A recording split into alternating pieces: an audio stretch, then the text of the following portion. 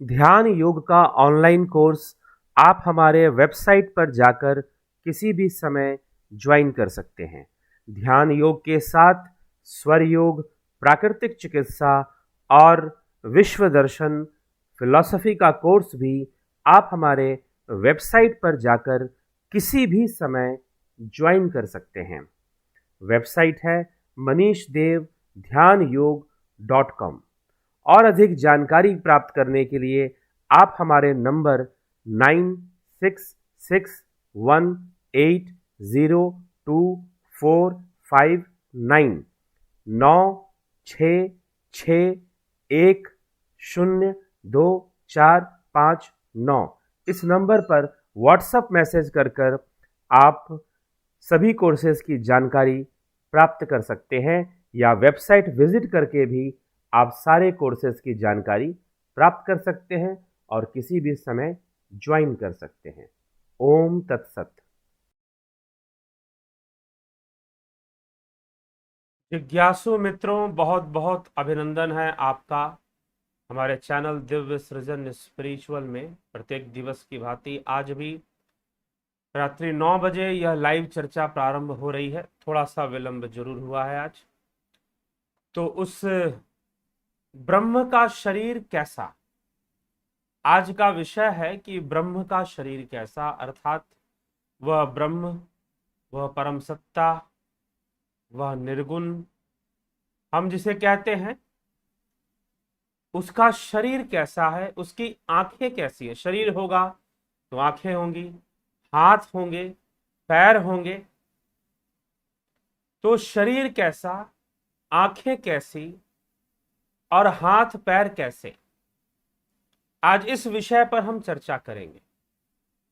तो सर्वप्रथम तो आप ये समझिए कि जिस ब्रह्म को सर्वव्यापी, निर्गुण, भावातीत, गुणातीत कहा गया, भला उसका शरीर कैसे हो सकता है, उसकी आंखें कैसे हो सकती हैं और उसके हाथ पैर कैसे हो सकते हैं। परंतु यही तो भेद है समझने का, क्योंकि हम समझते हैं भेद दृष्टि से। तो भेद दृष्टि से समझने के कारण ही उसे हमें देखना होगा। क्योंकि हम भेद दृष्टि जब लगा देते हैं ना, अपनी बुद्धि जब लगा देते हैं, तो फिर चीजें अलग ढंग से दिखाई देंगी, समझ में नहीं आएगी फिर बातें। क्योंकि आपने एक सबसे बड़ी समस्या क्या है, एक सबसे बड़ी समस्या है कि ब्रह्म के विषय को समझना, वेदांत और पतंजलि के योग के विषय को समझना कठिन है। कठिन क्यों है? क्योंकि कुछ बातें आपके दिमाग में इस तरह से बैठी हुई हैं, कॉन्सेप्ट बिगड़ गया है। और जब कॉन्सेप्ट बिगड़ जाता है तो उस बिगड़े हुए कॉन्सेप्ट से हम सारी चीजों को देखते हैं। नंबर 1 गलती, सबसे बड़ा कॉन्सेप्ट क्या बिगड़ गया है कि परमात्मा के कॉन्सेप्ट में आपने गॉड का कॉन्सेप्ट घुसा दिया है। ठीक ना? गॉड का concept. Who is God? You are not God. God is not within you. God is in heaven, heavenly father. God is in heaven. तो जो विदेशी कॉन्सेप्ट है खुदा का, खुदा 7वें आसमान पर है, यहां तुम्हारे भीतर कैसे हो सकता, और तुम खुदा कैसे हो सकते हो? मार दिया गया बंसूर को अनलहक कहने के लिए। तो कॉन्सेप्ट बिगड़ा हुआ है। तुम्हें पराया कर कर देखने की आदत है, और जब आप उस शक्ति को अपने आप से अलग कर कर देखते हैं, पराया कर कर देखते हैं, क्योंकि आपने कह दिया वो ब्रह्म हमसे अलग, जबकि वो कुछ भी आपसे अलग नहीं। जब आप ब्रह्म के बारे में जान रहे होते हैं तो आप स्वयं के बारे में ही जान रहे होते हैं, किसी और के बारे में नहीं जान रहे होते। जब ब्रह्म की बात की जाती है, परमात्मा की बात की जाती है, तो सत्य है कि यह स्वयं के ऊपर ही चर्चा है, उससे अलग चर्चा नहीं है ये। लेकिन बिगड़ा हुआ कॉन्सेप्ट कि वो कहीं दूर बैठा है, हम पे देख रहा है, वो हमें सुख देने वाला है, वो कृपा कर देगा तो ऐसे हो जाएगा, वो कृपा कर देगा तो वैसे हो जाएगा, नहीं भैया, वह तुम्हारे भीतर ही है। तुम इंद्रिय जगत में खो गए हो, तुम इंद्रिय जगत में, इन आंखों की दुनिया में, इन कानों की दुनिया में, इन आंखों से जो रंग बिरंगी दुनिया दिखाई दे, तुम उसमें खो चुके हो। और इतना खो गए हो, इतना खो गए हो कि कुछ और भी है उस पर तुम्हारी दृष्टि ही नहीं है। तुम इन आंखों से जो जी रहे हो, जो देख रहे हो, उसी को सब कुछ मान रहे हो। बस सारी समस्या तो यहीं पे आ जाती है। और तुम उसी से, जो लोग कहते हैं कि अपवित्र वस्तु में परमात्मा नहीं है, तथाकथित संस्था वाले जो दावा करते हैं कि अपवित्र वस्तु में तो परमात्मा हो ही नहीं सकता, तो भैया अपवित्र वस्तु तो तुम्हारी इंद्रियों का विषय है ना, इंद्रियों का विषय है। कोई वस्तु बहुत सुगंध आ रही है, किसी से बहुत दुर्गंध आ रही है, it is the subject of your senses. तो सेंसुअल वर्ल्ड और वह जो सत्ता है वो तुमसे अलग नहीं, वो तुम ही हो भाई। वो ब्रह्म कोई और नहीं है, वो तुम ही हो, लेकिन तुम उसको नहीं जानते क्योंकि तुम इंद्रियों के जगत में बुरी तरह से खो चुके, इंद्रियों के जाल में, सेंसुअल वर्ल्ड में इतने इंगेज हो चुके हो, इतने व्यस्त हो चुके हो कि तुम स्वयं ही ब्रह्म हो, तुम वहां तक पहुंच ही नहीं पा रहे क्योंकि वह इंद्रियों से परे का विषय है। और तुम इंद्रियों के विषय से ही सारे विषय उठाना चाहते हो, बस यहीं पर दिक्कत है। तुम साकार और निराकार में उलझ गए हो। साकार निराकार यह भी तुम्हारे इंद्रियों का विषय है, ठीक है। अन्यथा ब्रह्म, ठाकुर रामकृष्ण परमहंस ने यह गूढ़ विषय कहा था कि साकार क्या निराकार क्या, यह तो तुम्हारी बुद्धि जितना कहती है बस तुम उतना बता रहे हो, साकार निराकार। सत्य तो यह है कि वह साकार भी है, वह निराकार भी है, और साकार निराकार के परे है, जो तुम सोच भी नहीं पाते वह वो भी है, जो तुम्हारी बुद्धि में आता भी नहीं है वह ब्रह्म तो वह भी है। इसीलिए तुम ये नहीं कह सकते कि तुम ब्रह्म ज्ञानी हो गए, क्योंकि तुम जो भी कहोगे उसमें बुद्धि होगी। आप नहीं जानते एक ज्ञानी, एक योगी के पास एक बहुत बड़ी समस्या क्या होती है कि वो बताता तो बहुत कुछ है, परंतु जो बता रहा है वो उससे स्वयं असंतुष्ट रहता है। क्यों असंतुष्ट रहता है? क्योंकि उसे पता है कि मैं कितना भी बता लूं, थोड़ी प्रेरणा जरूर मिल जाएगी, परंतु जब तक साधना नहीं कर लेते तब तक तुम्हें कुछ भी समझ में आने वाला नहीं है, जब तक स्वयं की अनुभूतियों में वो बातें उतर नहीं जाती हैं। तो सुन सुनकर कितना समझोगे, सुन सुनकर क्या क्या सुनोगे, क्या क्या जानोगे। जब तक स्वयं अनुभव के स्तर पर ना उतरोगे, और वो इतना सहज भी नहीं है कि तुम जैसे, बिल्कुल इतना सहज नहीं है कि जैसे भोजन का निवाला मुख में डाल लेते हो, दाल भात खा लेते हो, वैसे भी तो नहीं है। जाना अंदर ही है, ध्यान अंदर ही ले जाना है, अंतर्मुखी ही होना है, परंतु इंद्रियों के इस जाल को, भले यह मिथ्या है, निश्चय रूप से मिथ्या ही है, तुम उसे नहीं जानते। इसलिए जो कुछ भी है, साकार हो चाहे निराकार हो, वह सब कुछ ब्रह्म से है, ब्रह्म का ही रूप है, ब्रह्म का ही विवर्त है, मैनिफेस्टेशन ऑफ ब्रह्मन,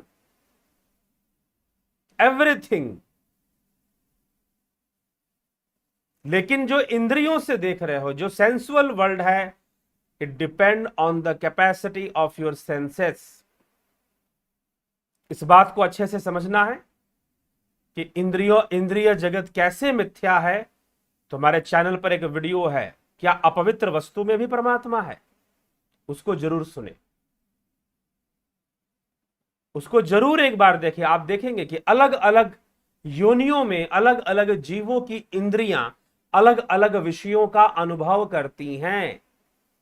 एक ही वस्तु के लिए एक वस्तु हो सकता है मनुष्य के लिए बहुत सुंदर हो सकता है उल्लू के लिए वो सुंदर ना हो सकता है कि कुत्ते चौपाए कई जानवर जो कि बहुत सारे रंग नहीं देखते, वो 7 रंग की दुनिया नहीं देखते, वो 3-4 रंग देखते।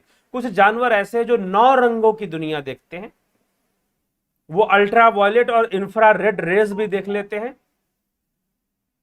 उनकी वो कई रंगों, 7 ही रंग नहीं, 7 से अधिक रंगों की दुनिया देखने में उनकी आंखें सक्षम होती हैं। ठीक है जिज्ञासुओं, तो इसीलिए यह विचार करना है। इसलिए ब्रह्म का शरीर नहीं है, वह साकार भी है निराकार भी है, और साकार और निराकार से भी परे है। जहां तक तुम सोच ही नहीं पाओगे वह भी है, यही उसकी विशेषता। और जहां तक हम सोच ना सकते वह भी है, इसीलिए कहा जाता है। इसीलिए एक ब्रह्मज्ञानी, एक योगी, उसके सामने एक ही समस्या होती है कि वो जो उसने अनुभव कर लिया वो दूसरों को कैसे बताए। क्योंकि जब भी वाणी से बताएगा उसमें थोड़ी सी अशुद्धि आ जाएगी, उसमें भले अशुद्धि ना हो, सुनने वाले के कान में अशुद्धियां जरूर जाएंगी, वो बिल्कुल वैसे का वैसे नहीं। इसलिए जो भी सुन रहे हो वह एक प्रेरणा है, अपरा विद्या है। परा विद्या तो ध्यान में उतरकर संभव होगा, साधना में उतरकर संभव होगा। परा विद्या ब्रह्म की ओर गमन करने से। तो इसीलिए ब्रह्म का शरीर है। शरीर है तो कैसा है, उसकी आंखें कैसी हैं, उसके हाथ पैर कैसे हैं, किस प्रकार से बताया जा रहा है। उपनिषद के ऋषि भी, अंगिरा ऋषि, गौतम आदि, शौनक आदि ऋषियों को समझाने में जो लगे हुए हैं, उनके सामने भी यही दुविधा है कि मैं इनको ब्रह्म के बारे में क्या बताऊं, कितना बता सकता हूं, इतना जिससे कि ये प्रेरित हो जाएं, ब्रह्म उपासना के लिए प्रेरित हो जाएं। इतना बताने का प्रयास जरूर किया है उपनिषदों ने, लेकिन अंत तो नेति नेति हो जाता है। अंत में तो नेति नेति ही हो जाता है, क्योंकि बताने मात्र से तो सब कुछ हो नहीं जाएगा। बस यही बात है। तो इसीलिए हम विचार कर कर इस विषय को समझें और साधना की ओर आगे बढ़ने का प्रयास करें। तो चलिए श्लोकों पर चलते हैं। द्वितीय मुंडक का प्रथम खंड, प्रथम मुंडक पर संपूर्ण चर्चा हो गई है, दोनों खंडों की चर्चा हो गई है। अब द्वितीय मुंडक का प्रथम खंड पर आज पूरी चर्चा होगी। प्रथम खंड पूरा ही आज हो जाएगा, उसके 2 भाग नहीं आएंगे, उसका एक ही भाग में, क्योंकि श्लोकों की संख्या उसमें कम है। तो चलिए, तो प्रथम खंड के द्वितीय खंड में अपर विद्या स्वरूप और फल बताया गया। यज्ञ आदि अपर विद्या की श्रेणी में आते, तो उनका फल बताया गया और उनकी एक तुच्छता, निम्नता भी दिखाई गई कि भाई यज्ञ आदि हवन आदि कर्मों से तुम्हारा मोक्ष नहीं हो सकता। तीर्थ यात्रा करने से, यज्ञ हवन करने से तुम्हारा मोक्ष नहीं हो सकता। परंतु क्या यह निरर्थक है? यज्ञ हवन आदि तीर्थ यात्रा करना निरर्थक है? जी नहीं। मैं अपनी व्यक्तिगत बात बताऊं तो मुझे तीर्थों से बड़ा प्रेम है। तीर्थ यात्रा अच्छा लगता है मुझे भी। अब क्या करें, कोरोना ने ऐसा सबको कर रखा है कि कोई यात्रा पे जाए तो कहां जाए। ठीक है, हो तो फिर कहीं निकला जाए। परंतु एक बात हमेशा ध्यान रखिएगा, इदम तीर्थमिदम तीर्थ भ्रमंती तामसा जना आत्म तीर्थम न जानंती कथम मोक्षम वरानने, हे वरानने, हे पार्वती, जो आत्म तीर्थ को नहीं जानते और बहुत सारे तीर्थों की यात्रा कर रहे हैं, भला उन्हें मोक्ष कैसे मिलेगा? उन्हें तो मोक्ष मिल ही नहीं सकता है, भले ही आजीवन तीर्थों की यात्रा करते रहे। पुण्य कर्म है तीर्थ यात्रा, पुण्य अर्जित हो रहा है, करना चाहिए, पीछे नहीं रहना चाहिए। परंतु अगर यह सोच के बैठे हो कि इसी से सब कुछ हो जाएगा, तो वैसा भी नहीं होने वाला। ठीक है, तो ऐसा भी नहीं होने वाला। काशी में मरने से मुक्ति मिलती, अवश्य मिलती है, लेकिन काशी क्या है? काश्यांतु मरण मुक्ति, काशी में मरने से मुक्ति होती। काश्यांतु मरण मुक्ति काशाय ब्रह्म तत्व प्रकाश यस्याम अवस्थायाम सा काशी। उस अवस्था में, जिस अवस्था में हम ब्रह्म का जो प्रकाश रूप है, अंतर्निहित, उसको देखने लग जाते हैं, उसको जानने लग जाते हैं, तो उसमें भी, उससे जो अवस्थाएं प्राप्त होती है, एकाग्रता प्राप्त होती है, वो हमें मुक्ति की ओर ले जाने वाला है। मात्र किसी जगह पे चले जाने से नहीं हो जाएगा, वो अवस्था में पहुंचना पड़ेगा अपनी साधना से। ठीक है, तो इन रहस्यों को, इसीलिए तीर्थों के रहस्य को बताया गया ना। ईड़ा भगवती गंगा, पिंगला यमुना नदी, ईड़ा पिंगलोर मध्य सुषुम्ना च सरस्वती, त्रिवेणी संगम, त्रिवेणी संगम इसी को कहा गया है। तीर्थराजे प्रयागे तत्र स्नानम प्रकुर्वित सर्व पापे प्रमुच्यते। इस सारे पापों से मुक्ति होती है तीर्थराज प्रयाग में स्नान करने से। तत्र स्नानम प्रकुर्वित सर्व पापे प्रमुच्यते, सारे पापों का नाश होता है। लेकिन क्या है? ईड़ा भगवती गंगा, पिंगला यमुना नदी, ईड़ा पिंगलोर मध्य सुषुम्ना च सरस्वती, यहां पर इसे प्रयाग कहा जा रहा है। ज्ञान संकलिनी तंत्र के अंदर और कई ग्रंथों में भी इसका वर्णन मिल जाता है, कई महापुरुषों के वाणियों में भी इसका वर्णन मिल जाता है। तो तीर्थों का भी आध्यात्मिक रहस्य बताया गया कि इसको भी समझना चाहिए, और फिर तीर्थ यात्रा कीजिए उनके आध्यात्मिकता को समझकर। देखिए, अलग अलग लोग होते हैं, अलग अलग प्रकार के लोग होते हैं। एक बार बुद्ध के दर्शन करने बहुत सारे लोग आते थे, भीड़ बढ़ रही थी बुद्ध के बैठकों में, बुद्ध के विचारों को सुनने के लिए। उनकी देशना में भीड़ बढ़ रही थी, राजा महाराजा पहुंच रहे थे। तो उनके एक शिष्य ने कहा कि गुरुदेव, बुद्ध, गुरुदेव कोई कहता नहीं था, उन्हें बुद्ध ही लोग कहते थे, और वो भी यही कहते, बुद्ध का मतलब ही है ज्ञानी व्यक्ति। बुद्ध का मतलब, आदि गुरु शंकराचार्य ने भी बुद्ध शब्द का प्रयोग किया है विवेक चूड़ामणि में और अपने शास्त्रों में, ज्ञानी व्यक्ति के लिए। तो बुद्ध मतलब वो मार्गदर्शक, वो योगी।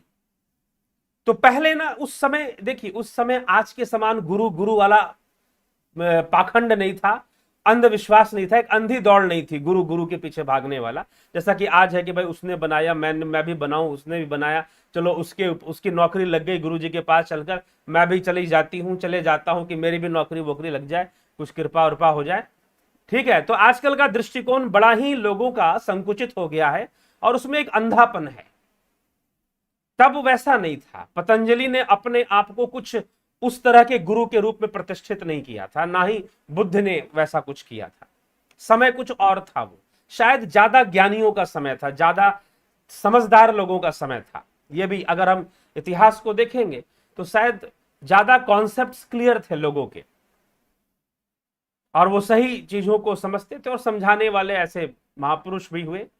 तो बुद्ध ने, बहुत सारी भीड़ इकट्ठा हो गई, तो शिष्यों ने कहा कि गुरुदेव, अब तो आपके दर्शन के लिए बहुत सारे लोग आते हैं आपके पास।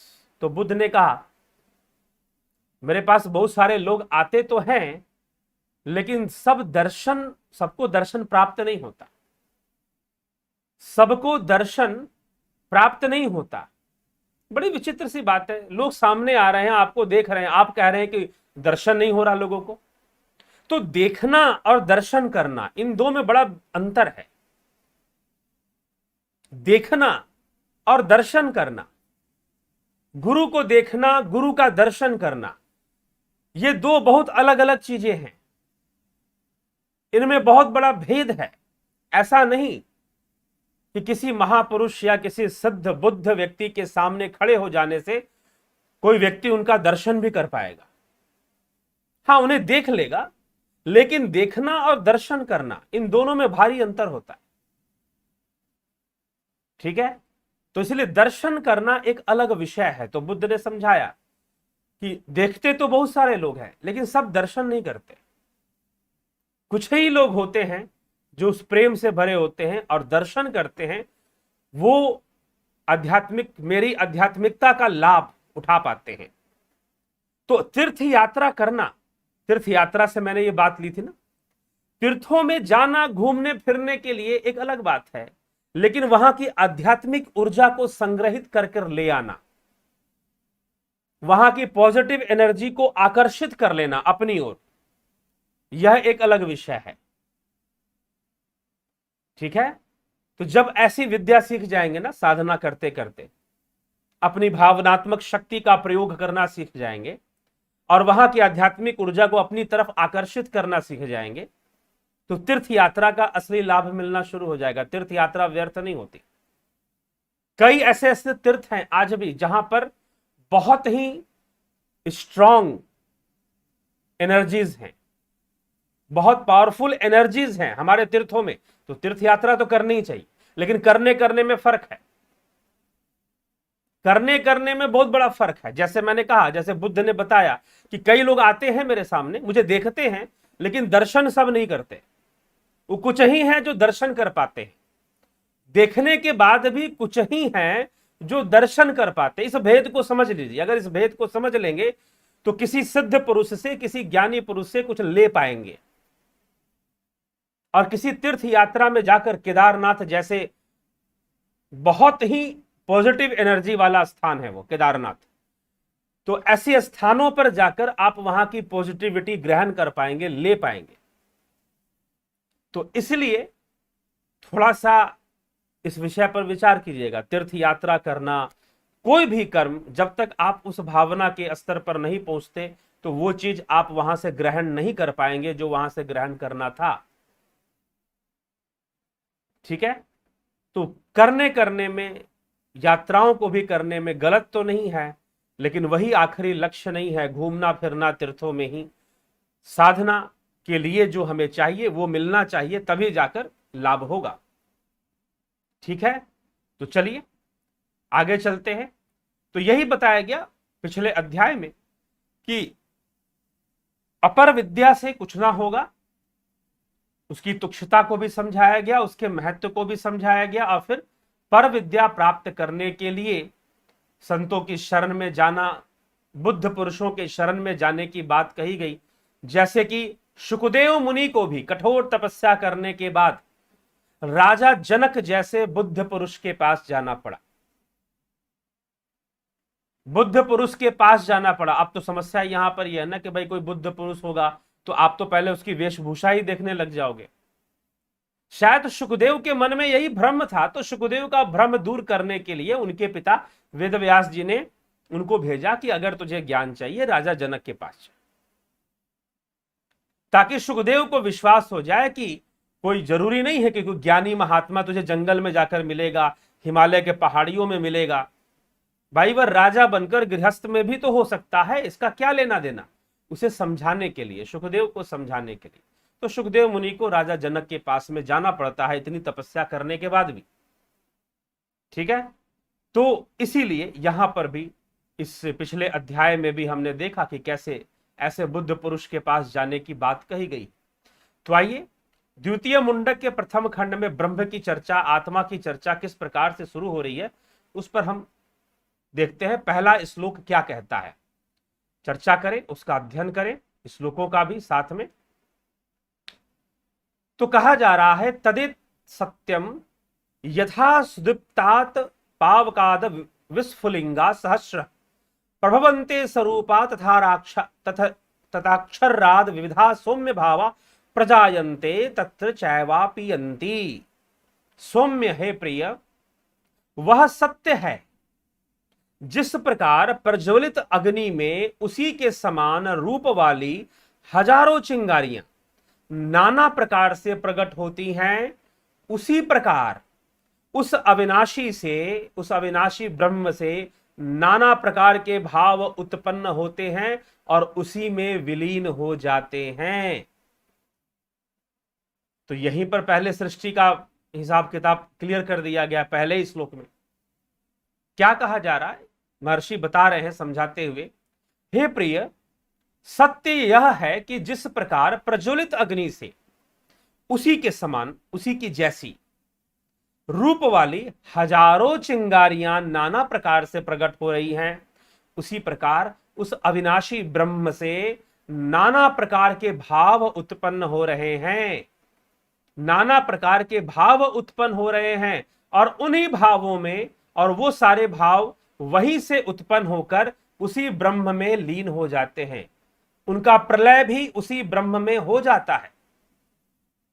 तो ब्रह्म से सब उत्पन्न होकर ब्रह्म में ही लीन हो रहे हैं। जैसे समुद्र के किनारे असंख्य लहरें उत्पन्न होती हैं, समुद्र में ही समा जाती हैं, वैसे ही ये भाव जगत है, वैसे ही ये भव सागर है। अनेकों भावनाएं उत्पन्न हो रही हैं, उन भावनाओं के वशीभूत जगत उत्पन्न हो रहा है। यह भाव जगत, यह भावनाएं, भावनाओं का समूह ही तो जगत है। इसीलिए इसे भव सागर कहते हैं। भव सागर, भावनाओं का सागर। जैसे सागर में लहरें उत्पन्न होती हैं और सागर में ही समा जाती हैं, वैसे ही ब्रह्म रूपी सागर से भावनाएं उत्पन्न होती हैं। उन भावनाओं के वशीभूत ही जीव अस्तित्व ले लेता है, कर्म अस्तित्व ले लेता है। ये सब उठते हैं, गिरते हैं, नाचते हैं, कूदते हैं और अंत में उसी सागर में समा जाते हैं, उसी सागर में समा जाते हैं। अंत में उनको उसी में समा जाना है। तो ब्रह्म से अलग कुछ भी नहीं है, ब्रह्म से भिन्न कुछ भी नहीं है। सब उसी से उत्पन्न होकर उसी में प्रलय हो रहा है, उसी से सृष्ट होकर उसी में प्रलय हो रहा है, कहीं जा नहीं रहा है। ठीक है, उसी से सृष्ट होकर उसी में उसका लय हो रहा है। प्रथम श्लोक यही समझा रहा है। पिछले अध्याय में भी, पिछले मुंडक में भी हमने देखा कि किस प्रकार से मकड़ी का उदाहरण लिया गया कि मकड़ी जाल बुनती है और स्वयं उन जालों को निगल जाती है। ठीक है, वैसे ही अग्नि की जैसे लपटें उठती हैं, अग्नि में ही लय हो जाती है। समुद्र की लहरें उठती हैं, समुद्र में ही लय हो जाती हैं। बस यही जीव की स्थिति है। जीव लहर है, सागर तो ब्रह्म है। तो चलिए आगे चलते। द्वितीय श्लोक में क्या कहते हैं? तो दूसरे श्लोक में कहा जा रहा है यहां पर, दिव्यो है मूर्तः पुरुषः सबा ह्यमंत्रो ह्यज अप्राणो है मना शुभ्रो अक्षरात् परतः पर। निश्चय ही दिव्य पूर्ण पुरुष आकार रहित है। अब कहा जा रहा है कि वह जो दिव्य पूर्ण पुरुष है, वह जो ब्रह्म है, वह आकार रहित है, उसका कोई आकार नहीं है। समस्त जगत के बाहर और भीतर भी व्याप्त है। समस्त जगत के बाहर भी व्याप्त है, भीतर भी व्याप्त है। अर्थात हम कहते हैं ना कि हमारे भीतर ब्रह्म है, हमारे भीतर परमात्मा, हमारे भीतर है, हमारे भीतर है। इसका मतलब ये नहीं कि बाहर नहीं है, वो बाहर भी सर्वव्यापी है। हम भीतर से उसे जान पाते हैं, अपने हृदय गुहा में प्रवेश कर हम उसे जान पाते हैं। बस इतनी सी बात है। इसलिए बार बार रिपीट करके कहा जाता है कि हमारे भीतर। तो कहा जा रहा है निश्चय ही वह दिव्य पूर्ण पुरुष आकार रहित है, समस्त जगत के बाहर और भीतर भी व्याप्त है, जन्म आदि विकारों से अतीत है। अर्थात जन्म मरण का कोई विकार उसमें नहीं है, जन्म आदि विकारों से अतीत है, प्राण रहित, मन रहित होने के कारण सर्वथा विशुद्ध है। इसीलिए अविनाशी जीवात्मा से भी अत्यंत श्रेष्ठ है। यहां पर अक्षरात श्रेष्ठम परतः परः, ही अक्षरात परतः परः का जो शब्द प्रयोग हुआ है कि जीवात्मा भी तो अविनाशी है, क्योंकि जीव का विनाश नहीं होता, जीव का मोक्ष होता है। विनाश शरीर का होता है, जीव का विनाश नहीं होता। इसलिए उसको, जीव को भी अविनाशी कई ग्रंथों में कहा गया है। तो यहां पर भी कहा जा रहा है कि वह अक्षर रूपी जीव से भी श्रेष्ठ है, उससे भी श्रेष्ठ है। वो क्यों? क्योंकि उसका आधार या उसका लोक तो हिरण्यगर्भ है, परंतु वो उससे भी परे परम लोक का वासी, वासी भी नहीं, वो स्वयं परम धाम स्वरूप है। तो जगत, वैश्वानर जगत, भगवान श्री कृष्ण ने अष्टम अध्याय गीता, श्रीमद् भगवद गीता में इसी तीन लोगों के बारे में चर्चा की। एक तो यह जगत शारीरिक रूप से इंद्रिय जगत जिसे हम कहते हैं, दूसरा हिरण्यगर्भ ब्रह्मलोक है, सूक्ष्म लोक जो ब्रह्मा का लोक है, उससे परे उस अव्यक्त से भी परम अव्यक्त। तो इसी को यहां पर कहा जा रहा है, उस अविनाशी जीवात्मा से भी परतः परः, अक्षरात परतः परः, ऐसे कर कर उसे बताया गया है। तो बाहर भी है, भीतर भी है, और फिर इस प्रकार से सर्वव्यापी है, आकार रहित भी है। लेकिन फिर भी अब आगे कहा जा रहा है कि इसी ब्रह्म से एतस्मा जायते प्राणो मनः सर्वेन्द्रियाणि च खम वायुर्ज्योतिरापः पृथ्वी विश्वस्य धारिणी। इसी ब्रह्म से प्राण भी उत्पन्न होते हैं, मन भी उत्पन्न होते हैं, समस्त इंद्रिया और आकाश, वायु, जल, अग्नि, पंच तत्व भी उसी की लहरें हैं। उस ब्रह्म रूपी सागर की ही सारी लहरें हैं। चाहे प्राण हो, चाहे मन हो, चाहे इंद्रियां हो, चाहे वायु हो, अग्नि हो, जल हो, आकाश तत्व हो, हाँ, सब उसी ब्रह्म की, पृथ्वी तत्व हो, सब उसी ब्रह्म की क्या है, लहरें हैं। सब उसी से उत्पन्न होती हुई उसी में प्रलय होती रहती हैं। आगे कहा जा रहा है, अग्निर मूर्धा चक्षुषी चंद्र सूर्यो दिशा श्रोत्रे वाग विवृताश्च वेदा वायु प्राणो हृदय विश्वस्य पदभ्याम पृथ्वी हेश सर्वभूतांतरात्मा। उस ब्रह्म का अग्नि भाल है, मस्तक है, चंद्र और सूर्य दो नेत्र हैं। अब उसके शरीर की वर्णन हो रहा है। अब उस ब्रह्म का शरीर का उपनात्मक वर्णन, अर्थात उपमा के साथ कंपैरेटिव कंपैरिजन करते हुए उस ब्रह्म के शरीर का वर्णन कि मूर्धा उसका भाल है, अग्नि ही उसकी मूर्धा है, भाल है, मस्तक है, और उसके दो आंख है, सूर्य और चंद्रमा। तो अब यहां पर लॉजिक लगाने वाले सोचेंगे, अरे भाई ये बात कैसे कही जा रही है, क्योंकि सूर्य और चंद्रमा में दूरी बहुत है, आकार भी बहुत छोटा बड़ा है, चंद्रमा बहुत छोटा है, सूर्य बहुत विशाल है, तो क्या छोटी बड़ी आंखें हैं? परंतु यह जो बात कही जा रही है, इस पृथ्वी पर रहने वाले लोगों के संदर्भ में कही जा रही है। उनके लिए तो यहां से जो दृष्टि डालोगे तो चंद्रमा ही ज्यादा प्रभावशाली है कई मामलों में। ज्योतिष में चंद्र का बहुत प्रभाव, क्योंकि नजदीक है, अपनी चाल को बहुत तीव्रता से बदलता रहता है, तो अपना फल भी बदल देता है जल्दी से। ठीक है, तो दो नेत्र बताए जा रहे हैं, सूर्य और चंद्रमा। ये एक उपमा दी जा रही है कि भाई तुम अगर ब्रह्म का शरीर है तो उसका शरीर कैसा होगा, क्योंकि सब कुछ तो उसी से बना है ना, पंचभूत उसी से निकले हैं, भावनाएं भी उसी से निकली हैं, इसीलिए वह विशुद्ध रूप में भावातीत है, विशुद्ध रूप में beyond feelings, beyond experience, sensual experience, beyond sensual experience, भावातीत, जो अनेकों भावनाएं हैं, अनेकों संस्कार हैं, अनेकों स्मृतियां हैं, इन सबसे परे है, लेकिन इन भावनाओं का अस्तित्व भी उसी से है, विशुद्ध रूप में वो इन सबसे परे है।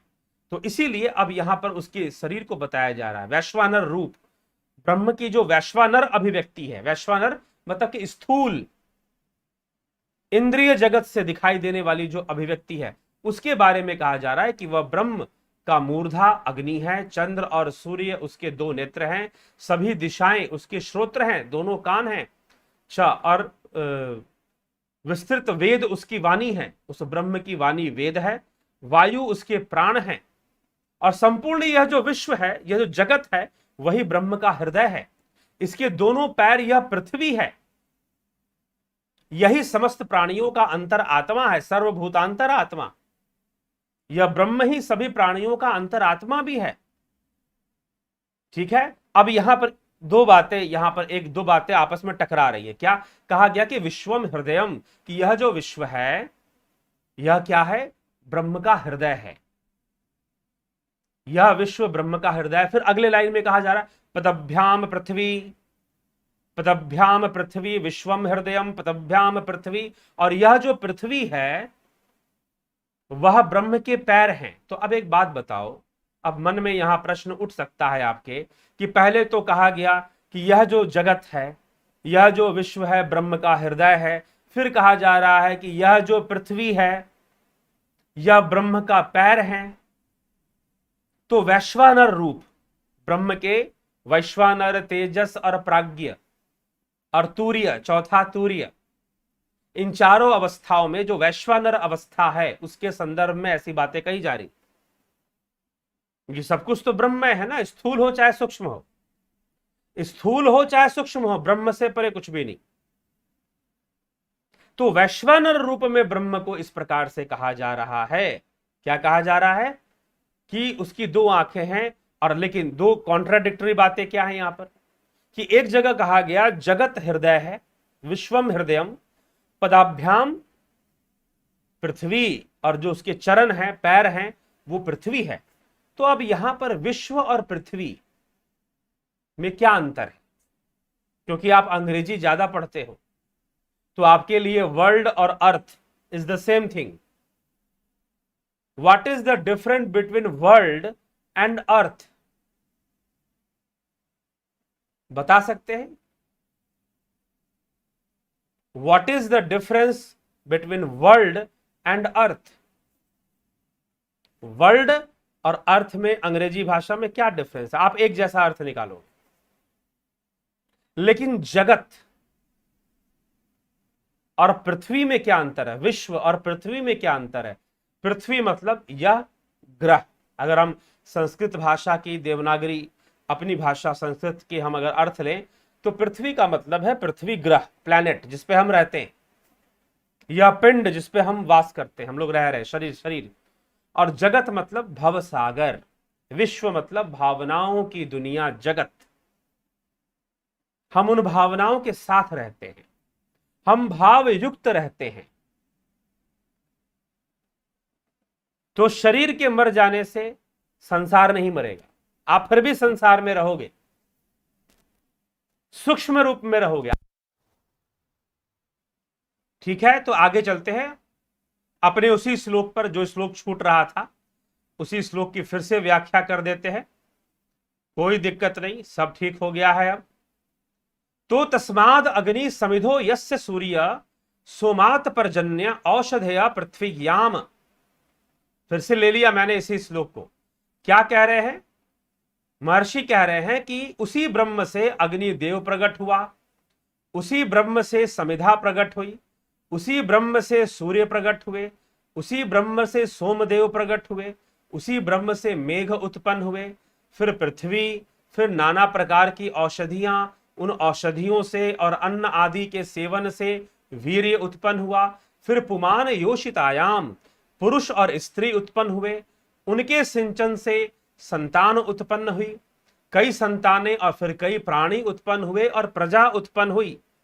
और वास्तव में यहां पर देखिए संप्रसूता, वास्तव में प्रसूता शब्द या प्रसूति शब्द जो है यह नारी से संबंध रखता है, परंतु यहां से ब्रह्म को भी जोड़कर दिखाया जा रहा है कि जिस प्रकार से नारी अपने गर्भ से, प्रसव से संतान की उत्पत्ति करती है, अपने संतान को जन्म देती है, वास्तव में यह प्रसूति करने वाला भी ब्रह्म है। वास्तव में यह प्रसव करने वाला भी ब्रह्म ही है, कोई और नहीं है। ठीक है, तो सब रूप में वही बरत रहा है, लेकिन इंद्रियों के वशीभूत जीव कुछ और ही समझ बैठता है, कुछ और ही सत्य को ग्रहण करने लग जाता है। चलिए कोई नहीं, आगे ब्रह्म की व्याख्या इस अध्याय में चल रही है, आगे देखते हैं क्या कहा जा रहा है इसमें। तो अगले श्लोक पर चलते हैं, छठा श्लोक है ये। तो कहा जा रहा है, चर्चा आगे बढ़ती है ब्रह्म के ऊपर ही।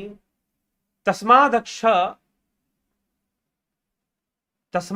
अर्थात तस्मात ऋचः साम यजुंसी दीक्षा यज्ञाश्च सर्वे कर्तवो दक्षिणाश्च संवत्रस्य यजमानस्य लोका सोमो यत्र पवते यत्र सूर्यः। उस ब्रह्म से ही ऋग्वेद की ऋचाएं निकली हैं। अब उस ब्रह्म से क्या क्या निकला है, मतलब कि कुल मिलाकर समझाने की बात यह है कि जो कुछ भी है सब उस ब्रह्म की तरंगे रूप है। जैसे सागर की अनेकों लहरें उत्पन्न होती है ना, सब उसी में है। तो उस ब्रह्म से ही ऋग्वेद की ऋचाएं हैं, सामवेद के मंत्र हैं, यजुर्वेद की श्रुतियां हैं, दीक्षा तथा यज्ञ है, संपूर्ण कर्म है एवं संपूर्ण दक्षिणाएं हैं, तथा संवत्सर रूप काल है। संवत्सर बदलते रहते हैं ना, विक्रमी संवत में अभी संवत्सर, नव संवत्सर शुरू हो गया 13 तारीख से, 13 अप्रैल से, ठीक है, चैत्र मास का नव संवत्सर शुरू हो गया। तो संवत्सर प्रारंभ होता है, दक्षिणाएं भी उसी से आती हैं, यजमान भी यज्ञ के अंदर यजमान जो है वह भी उस ब्रह्म से ही निकला हुआ है। और जितने भी लोक हैं, सब लोक, सब कुछ, और चंद्रमा का जो प्रकाश फैलता है, सूर्य का जो प्रकाश जहां जहां फैलता है, वह सब कुछ ब्रह्म से ही उत्पन्न है। ऐसा यहां पर कहने का प्रयास इस श्लोक में किया जा रहा है। ठीक, 7वें श्लोक पर चले तो कहते हैं कि तस्माच देवा बहुधा संप्रसूता साध्या मनुष्य पशवो वयांसी प्राणापाणो व्रीहि यवौ तपश्च श्रद्धा सत्यम ब्रह्मचर्य विदिश्च। फिर कहा जा रहा है यहां पर कि तथा उसी परमेश्वर से, उसी ब्रह्म से अनेक भेदों वाले देवता लोग भी उत्पन्न हुए हैं। तस्माच देवा बहुधा संप्रसूता, कि संप्रसूता देखिए, फिर यहां पर प्रसूता शब्द का प्रयोग हुआ है। प्रसव मतलब, प्रसूति मतलब बच्चे को जन्म देना। जब एक मां अपने गर्भ से बच्चे को जन्म देती है, प्रसव पीड़ा सहन करते हुए, तो उसको प्रसूता कहते हैं। लेकिन यहां पर ब्रह्म के लिए भी प्रसूता शब्द का प्रयोग हो रहा है। संप्रसूता, सम शब्द लगाया, जोड़ा जा रहा है, सम उपसर्ग जोड़ा जा रहा है। क्यों? क्योंकि ब्रह्म सम अवस्था में है, उसकी सारी सृष्टि सम्यक है, उसके द्वारा जो कुछ भी उत्पन्न हो रहा है उसमें उसकी कोई नियत ना है। वो अकर्ता होकर भी पूर्ण करता है, कुछ ना करते हुए भी वो सब कुछ करने वाला है। इसीलिए संप्रसूता, तस्माच देवा बहुधा संप्रसूता साध्या मनुष्या पशवो वयांसी प्राणपानो व्रीह्यवौ तपश्च श्रद्धा सत्यम ब्रह्मचर्य विदिश्च। उस ब्रह्म से अनेकों भेदों वाले देवता लोग, उनके अनेक भेद हैं, अग्निदेव, इंद्र देव, वायु, इन सब के अनेक देवता लोग उत्पन्न होते हैं।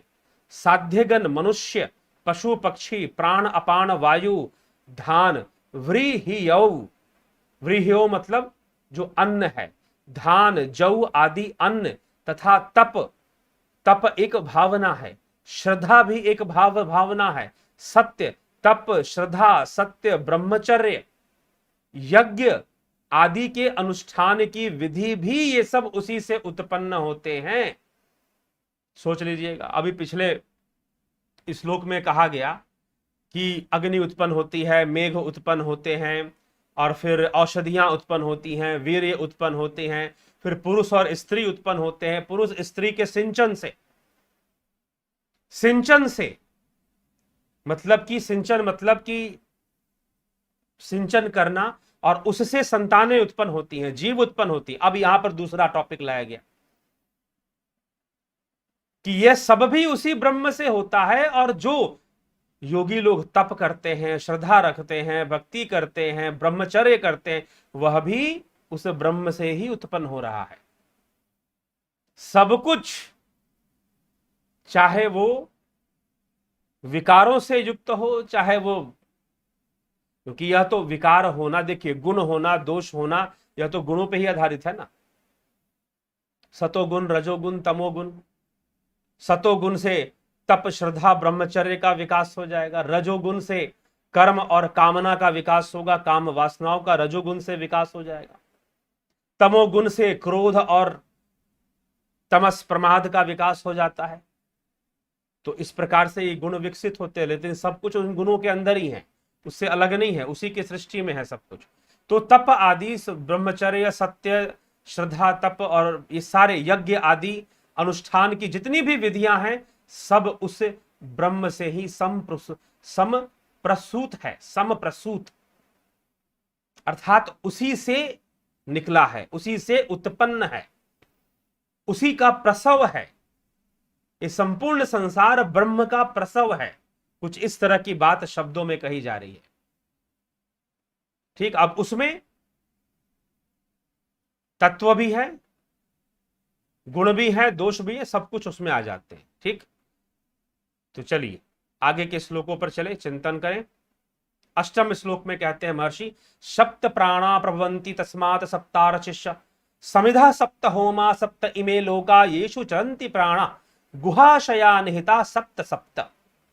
अर्थात उस ब्रह्म से 7 प्राण, ठीक है,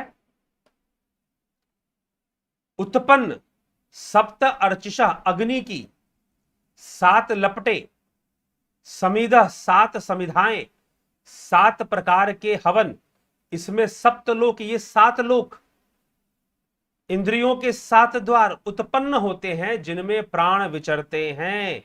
गुहाशया, हृदय रूपी गुफा में शयन करने वाले ये 7 के 7 समुदाय सब प्राणियों में स्थापित होते हैं। ठीक है, अब 7 लोकों का वर्णन यहां पर भी देखो आ गया।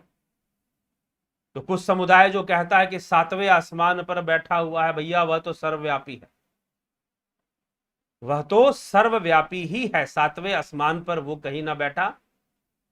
जितने भी लोक हैं सब उसी से हैं और उसी में व्याप्त हैं। ठीक, तो यह हमें समझना होगा।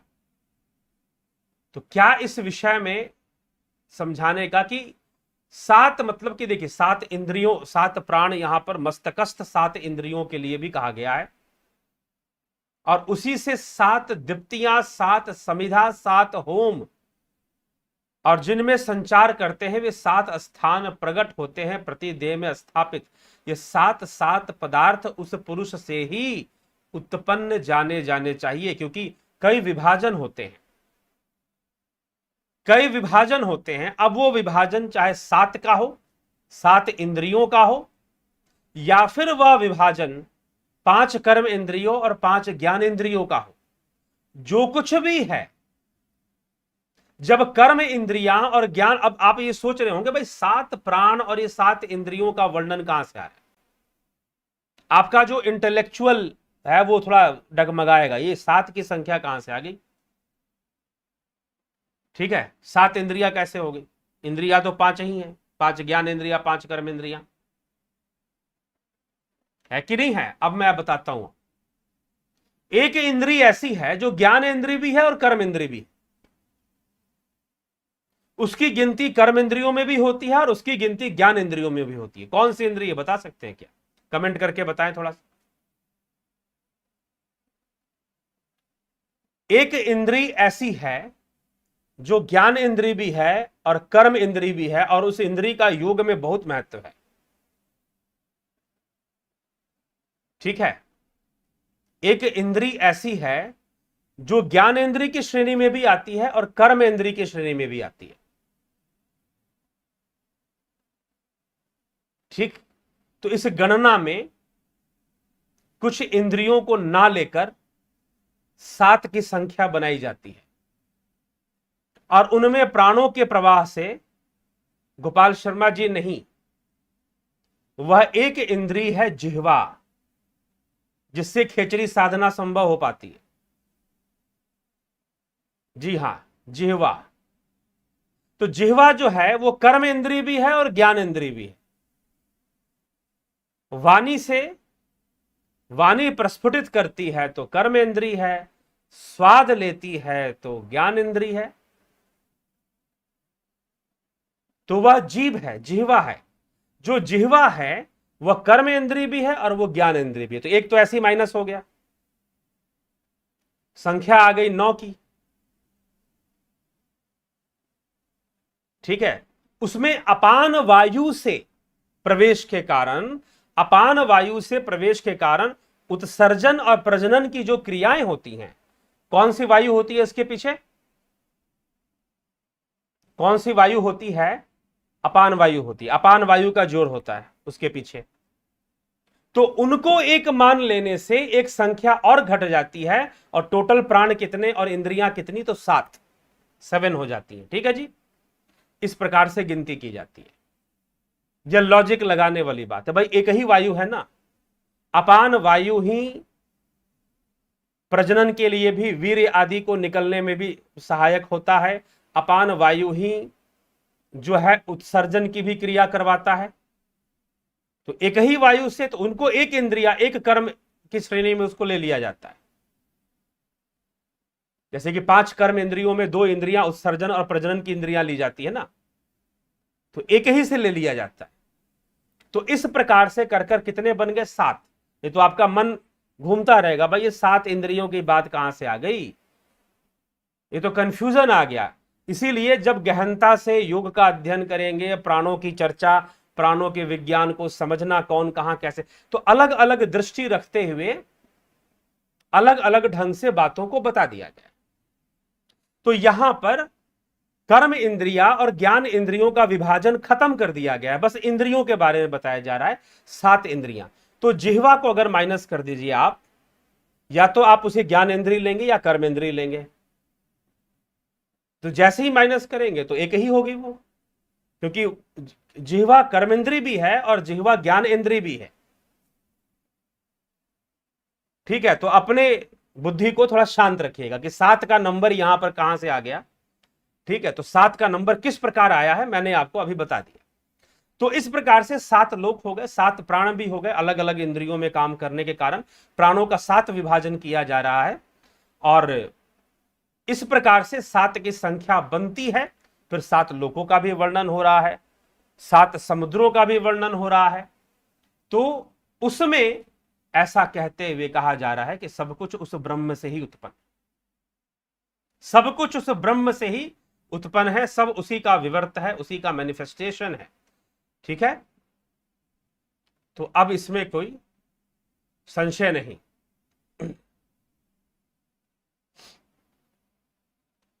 ठीक,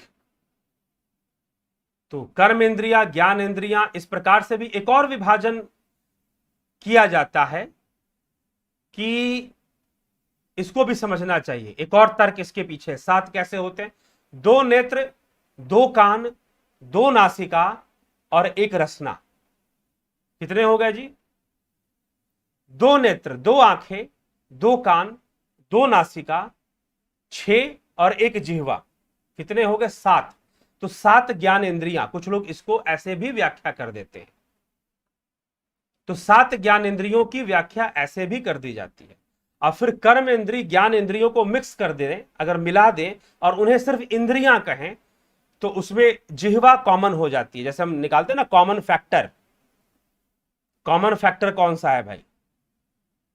कई बार वायरिंग करते समय भी लोग कॉमन वायर ढूंढते हैं, इलेक्ट्रिशियन लोग, कि भाई चेक कर लें कॉमन वायर कौन सा है इसमें। कई मशीनों में कॉमन वायर का प्रॉब्लम आता है, पता करना पड़ता है कॉमन वायर क्या है।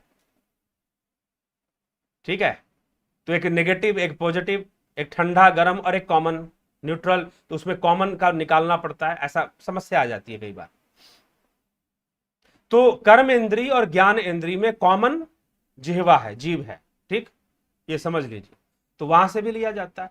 फिर 2 आंखें, 2 कान, 2 नासिका, 1 जीवा, ये भी 7 होते हैं संख्या में, यह भी 7 होते हैं। तो इनको भी 7 ज्ञान इंद्रियां कहा जाता है।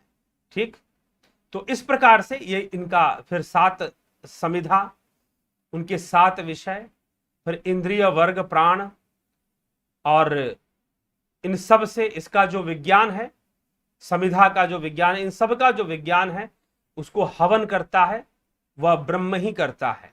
वही उनका हवन भी करने वाला है, वही समिधा भी है, वही अग्नि भी है, पुरुष रूप में प्रकट होने वाला। तो ये 7 लोग इंद्रिय स्थान, जिनके ये प्राण संचार करते हैं, जिनमें प्राण संचार करते हैं, ये प्राणों का ही है सब, उसी से सब कुछ है। ठीक, यहां पर व्याख्या में इस तरह से कहा जा रहा है। तो चलिए आगे चले, अगले श्लोक पर भी हम चिंतन करें। 9वें श्लोक में क्या कहा जा रहा है? अतः समुद्रा ध्रियश्च सर्वे अस्मात् स्यन्दन्ते सिन्धव सर्वरूपा अतश्च सर्वा ओषधयो रसश्च ये नैष भूतैस्तिष्ठते हयंतरात्मा। इसी ब्रह्म से समुद्र, समस्त समुद्र, पर्वत इसी से अनेक रूपों में प्रकट होते हैं।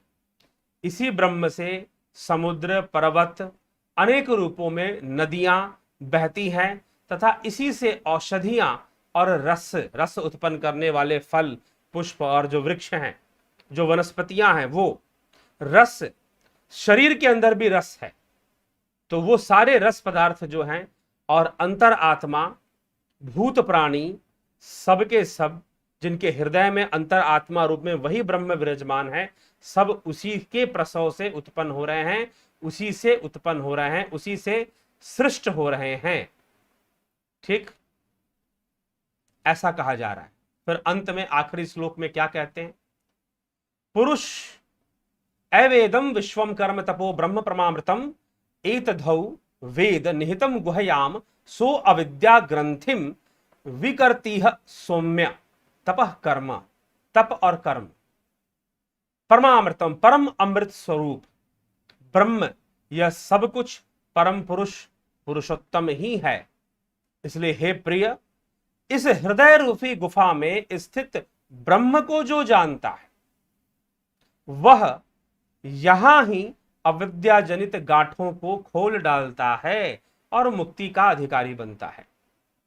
तो अब यह कहा जा रहा है कि वह जो ब्रह्म है, सब तो उसी से उत्पन्न हुए हैं, परंतु उनमें भी वह व्यक्ति परम अमृत स्वरूप ब्रह्म को, परम पुरुषोत्तम स्वरूप, वह जो विश्वम पुरुष एव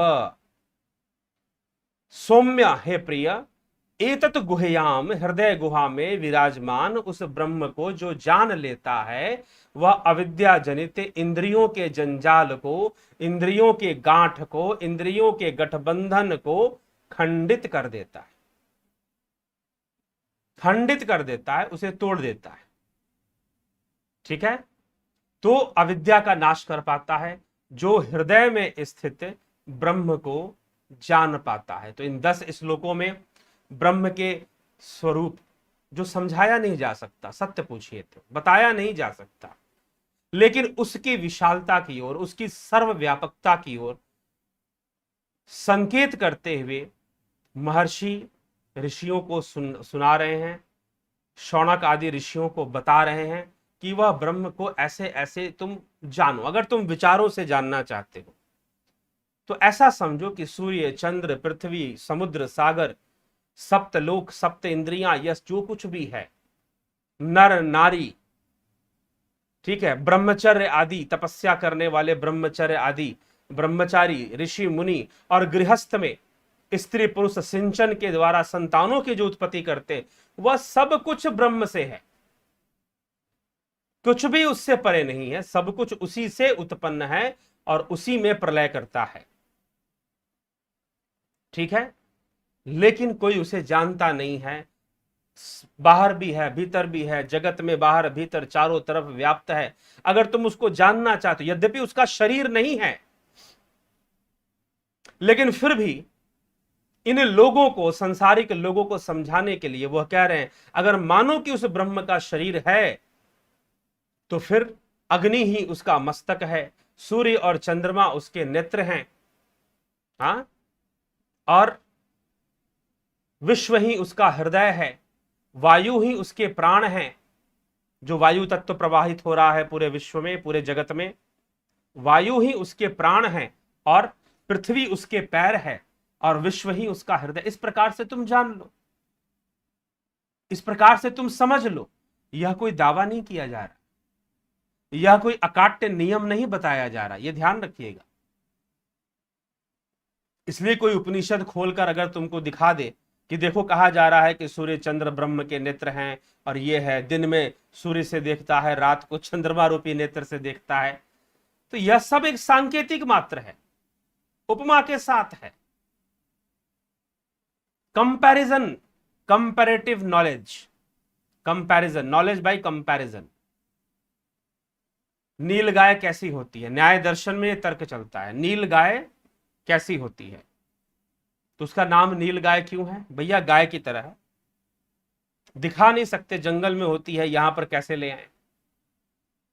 दिखा तो तुमको सकते नहीं, इसलिए गाय और नील दो शब्दों को मिला दिया गया, नील गाय। तो एक पशु है जो कि देखने में, जिसका जो मुंह है वो गाय की तरह है, शरीर थोड़ा ज्यादा लंबा है, ज्यादा तेज भागता है, और शरीर पर नीले रंग की छाई है, ब्लूइश ब्लूइश कलर है उसके बॉडी का, इस कारण से उसको नील गाय कहा जा रहा है। ठीक है, तो ये उसकी विशेषता है, तो नील गाय कह दिया गया, एक कंपैरेटिव नेम दे दिया गया। तो ऐसे ही तुम अगर जब तक उस हृदय में रहने वाले या हृदय गुहा में प्रवेश कर कर तुम उस ब्रह्म को नहीं जानते अपनी साधना से, तब तक इन विचारों से समझो कि जो उत्पन्न हो रहा है उसी से हो रहा है और सब उसी में प्रलय भी कर रहा है।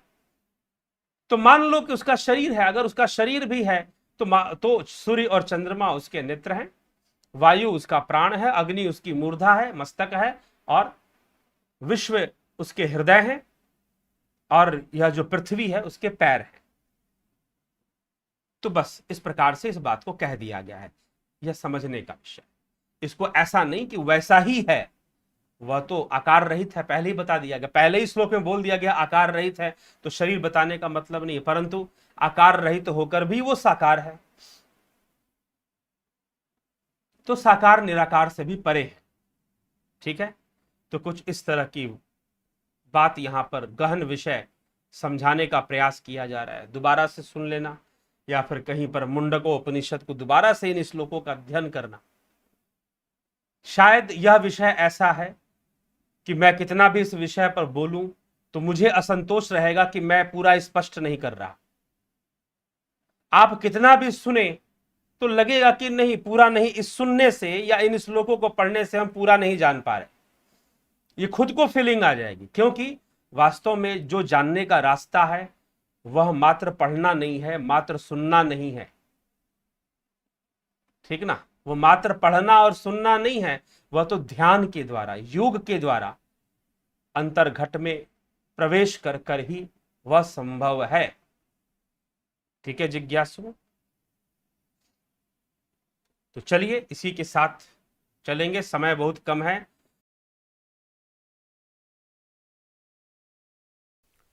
ध्यान योग का ऑनलाइन कोर्स आप हमारे वेबसाइट पर जाकर किसी भी समय ज्वाइन कर सकते हैं।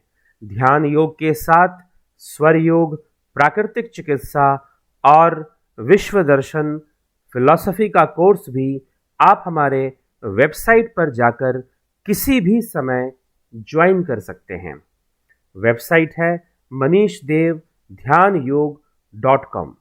और अधिक जानकारी प्राप्त करने के लिए आप हमारे नंबर 9661802459 9661202459 इस नंबर पर व्हाट्सएप मैसेज कर कर आप सभी कोर्सेज की जानकारी प्राप्त कर सकते हैं, या वेबसाइट विजिट करके भी आप सारे कोर्सेज की जानकारी प्राप्त कर सकते हैं और किसी भी समय ज्वाइन कर सकते हैं। ओम तत्सत।